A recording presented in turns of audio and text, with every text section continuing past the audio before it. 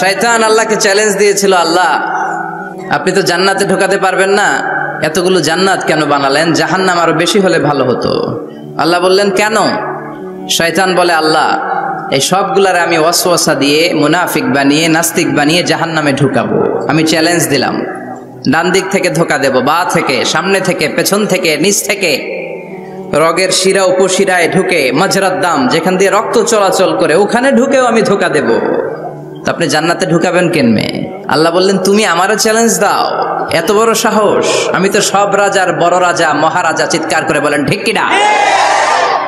মহারাজার সাথে চ্যালেঞ্জ দেয়া যায় না। তুমি আমাকে চ্যালেঞ্জ দাও, ওকে ডান, আই টেক ইউর চ্যালেঞ্জ। আমিও তোমার চ্যালেঞ্জ নিলাম।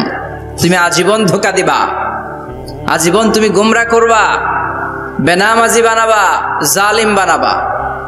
কিন্তু আমার বান্দা কোনো তাফসীরুল কোরআনের মাহফিলে এসে, কোন এক ওয়াক্তের নামাজে মসজিদে ঢুকে, অথবা মাঝরাতে ঘুম ভেঙে গেলে তাহাজ্জুদের জায়নামাজে চোখের পানি ছেড়ে যখন ক্ষমা চাইবে, আমি সব গুনাহ মাফ করে দেব। তুই কি করবি? চিৎকার করে পড়েন আল্লাহু আকবার।